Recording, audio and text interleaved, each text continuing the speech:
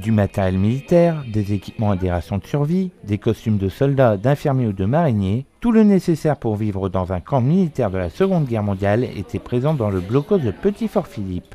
Ce dernier était ouvert à l'occasion de l'exposition des membres du club gravinois de reconstitution World War II, une exposition qui s'enrichit d'année en année. Il y a Corinne, notre trésorière de l'assaut.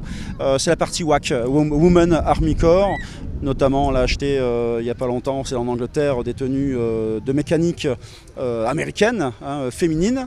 Et ensuite, on a racheté du matériel, notamment tout ce qui est musique, agrophone, tout ce qui est disque vinyle de l'époque, et puis quelques pièces supplémentaires que je ne peux pas énumérer là maintenant parce qu'il y a tellement de petites pièces de collection, mais bon, il y en a pas mal. Cette année, 8 véhicules datant de la fin de la Seconde Guerre mondiale étaient présents autour du blocos du phare. Parmi les nouveautés du club, on pouvait trouver une Peugeot 202 ainsi qu'un Weasel M29, un des petits derniers du club arrivé il y a tout juste un mois. Un véhicule de transport de troupes assez rare, équipé de 2 radios et 2 chenilles métalliques. C'est un véhicule très rare parce qu'il a été fabriqué à 10 000 exemplaires sur ce style. C'est M29C, Weasel M29C, c'est-à-dire qu'il y avait des caissons flotteurs sur l'avant et sur l'arrière.